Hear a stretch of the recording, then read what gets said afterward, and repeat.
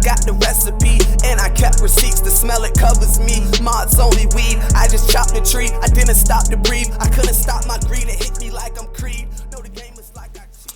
Yo, this is the Good Drugs podcast, pod chat, actual pod chat version, just because we got a member of the podcast on the actual podcast. Sounds weird, but it's true. Mafia Money is here with me. If you want to say something, you can say something. What's good, fam? Yeah, there we go. And then, yes, this is brought to you by UpSouthCollective. Shout out to nigga AD and Gorealah Mafia family, and ShooterDavis, the film production side. It's usually brought to you by Reed 32, but she's not here, so yeah. Damn, I was finna tell y'all a story, but I don't really care to right now.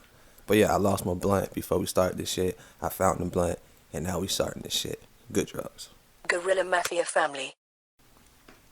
And so we are black in this bitch. Like the motherfucking planes in the building. And so I know I've been ranting, going on, talking about time's a cycle, all this good shit, which is proven to be facts. Because it's a cycle. We don't live in it, but the real time is a cycle. Like, even if you, I know I'm finna rant, but even if you, like, follow, like, weather and shit, that's a perfect example of time being a cycle. Because like, there's no winter's the same, no spring's the same, no summer's the same. Like, the length and time of these shits that they try to, like, map out the time, it's never the same amount of time every quote-unquote year. So, my fault, I had to throw that out there. But yes, moving on. My fault, Money, bro. You wasn't, you ain't been present for me ranting about the time, bro, being a cycle, bro. But I felt like that shit's just important, bro, going into, like, New Year's and shit. And people are going to, like, repeat the same shit they did last year when we should be adding on to more shit. Like, last year was last year. 2 years ago was 2 years ago. Like, let's move on to shit. But yeah, so what we got going on today, so between me and the group chat and shit, we be talking about, my fault, get your blunt, get your bong, get your paper, get your motherfucking weed, THCs, all your good shit, get all that good shit. Got a lighter, bro. We got a lighter. We got two lighters. Look at that, we got two lighters. Yeah, get all your good shit, your THCs, and light up. It's the good drugs.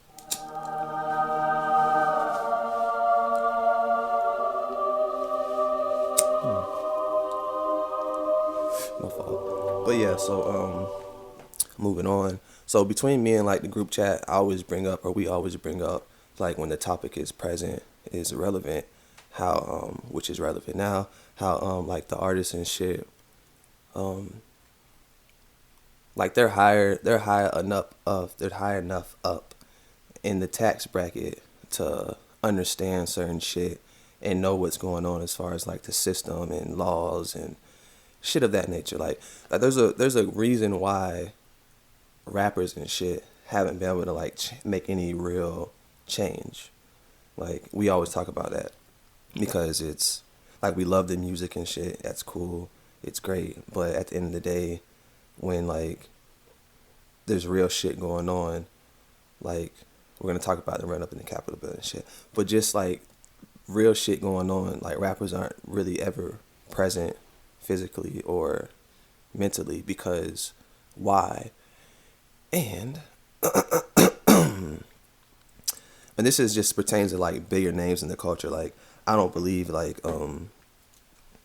you're a nigga that just got on, signed to a nigga has any idea about the power structure, you feel me, like, that actually goes on in hip hop, and, like, who's pulling strings, who's controlling. Like, I don't believe that the little guy that just got on, or even the guy that got on last year, or even got anybody that signed to a nigga, I don't believe that he really understands what's going on. But just to, like, name drop, not saying he is, but Diddy or Jay-Z, like, those guys, I believe, would have more so of a understanding about what's going on at the top, because they essentially have to sit with these guys. So upon my research and shit, because I have to think about this shit and go into this shit. So upon my research and shit, and I'm just going to ask Money how he feels about it. He didn't have to answer me. But I found out that there's a secret contract between hip hop and the private prison systems of funding it. And that'll probably explain about why a lot of convictions and certain shit goes on in hip hop that's weird, that we all know is weird. But that'll probably explain it about, all right, so if that is true, what is your thoughts on that? Of why things, hold on. If that is true, can you see why nothing, like why hip hop doesn't really change? Like we know it's a business and shit, they make millions of dollars supposedly, but why it doesn't really have any type of change? What exactly are the details of this contract? That they were gonna cause there was one point in hip. All right, let me give it back. Sorry, there was one point in hip hop where the power structure, as far as like what we did and what we said, we controlled full creative ability over it. That's why you had like Rakims and Public Enemy, even NWA, but they're saying this happened in '94, so we can even look back from '94 on and see the change in hip hop. Well, change of what was put at the forefront of hip hop. Because I believe there's always been like your quote unquote trap rapper type people, but they weren't never praised in the manner that they've been praised in the last, I would say, 20 years. So the reason for that was because they know that music is a huge influence, entertainment's a huge influence. In order to effectively put the agenda out to the black community, which they have, they're going to do it through music. That was the whole reason for the contract.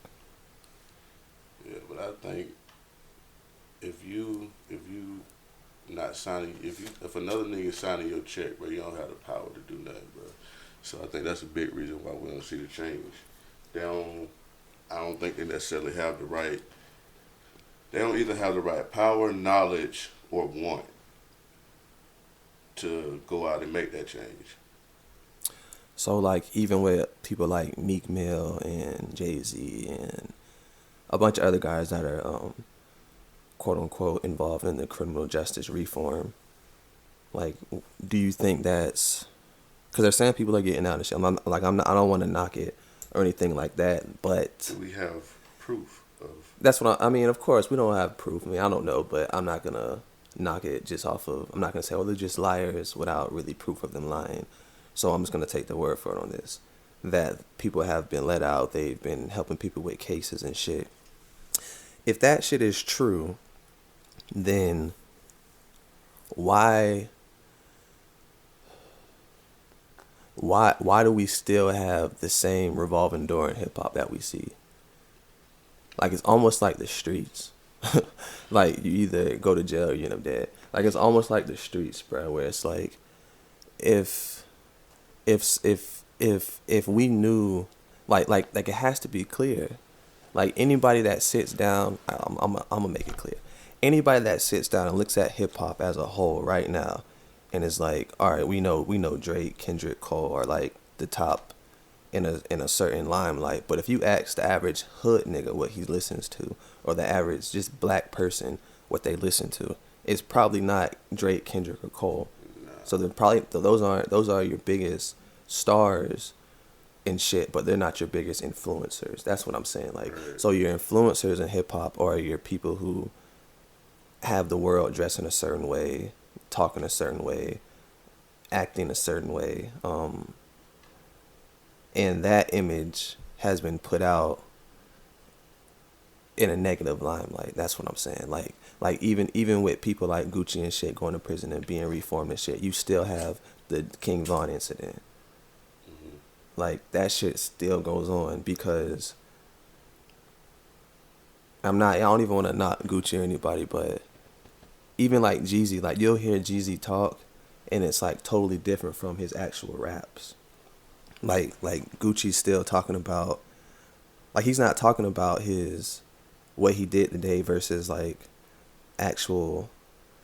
He's not talking about what he did today. He's talking about still like the shit that's appealing to, that he think is appealing, that they want to be appealing to us. That's what I'm saying. I guess that's what I'm trying to get the point across, is that this shit, it's pure entertainment. But at the same time, like I've covered entertainment, it's not pure entertainment because it literally affects the world.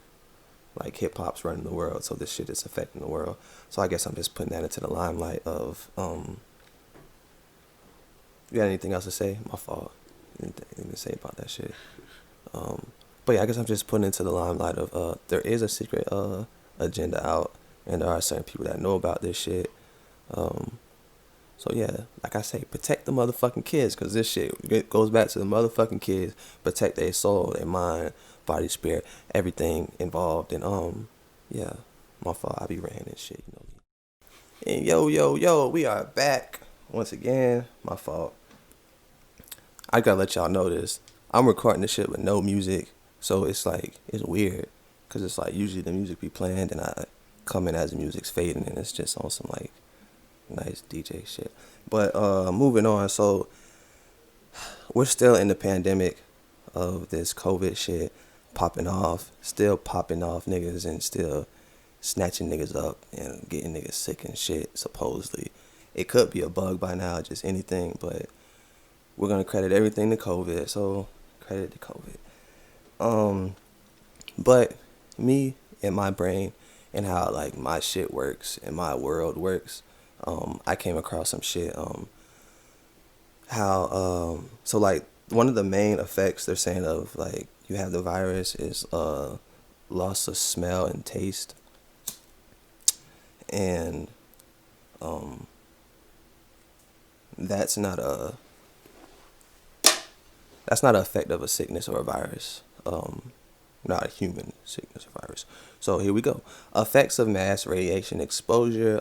Taste and smell are part of the body's alarm system, detecting warning messages that may prevent against the intake of food-borne or environmental toxins. These senses are also key to stimulating food intake to feed the body's nutritional and energy needs.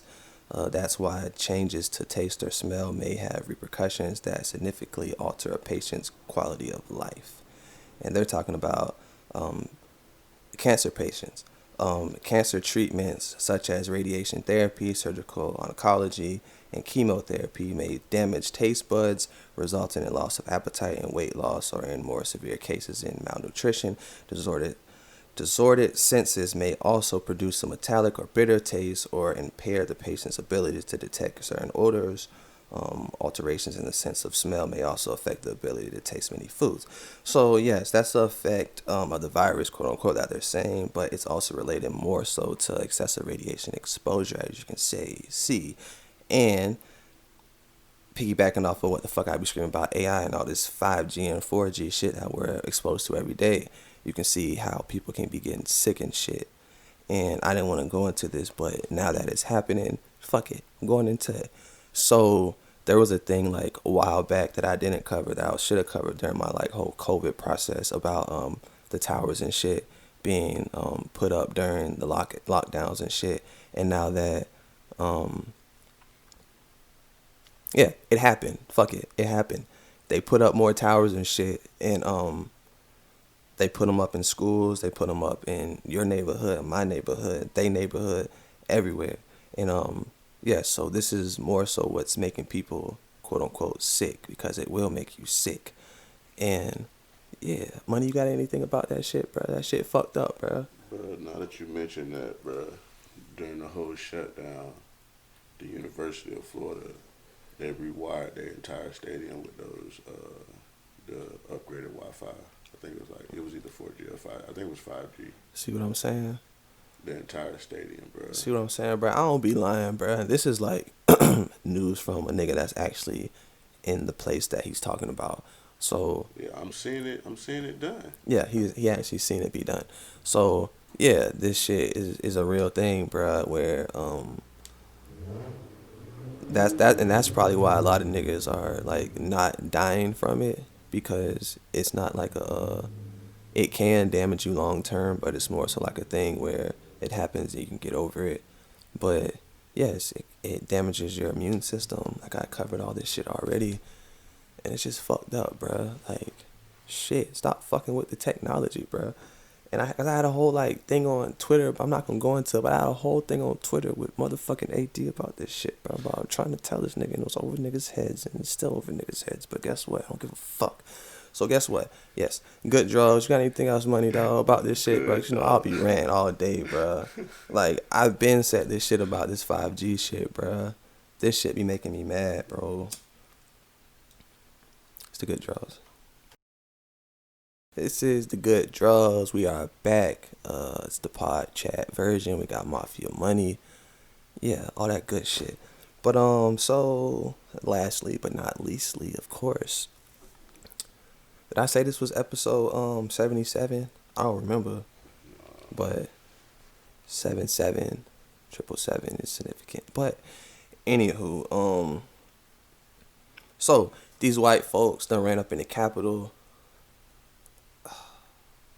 There's a lot of quote unquote conspiracies going around about what actually transpired, but one thing that is a fact is that these white folks ran up in the Capitol. So, when you got anything on these white folks running up in the Capitol? Because these white folks is crazy.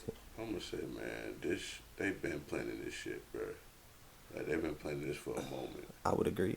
I would say the same thing, that this has been in motion.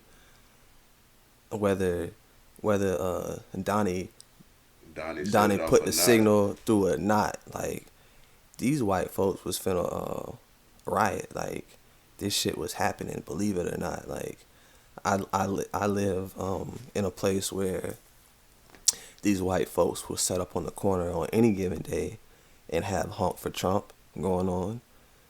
I don't know if I'm pretty sure he isn't aware of these 15 white folks 65 and older that got together traffic, that decided to stop traffic on a Wednesday and say honk for Trump. I'm pretty sure he doesn't know nothing about these 15 white folks.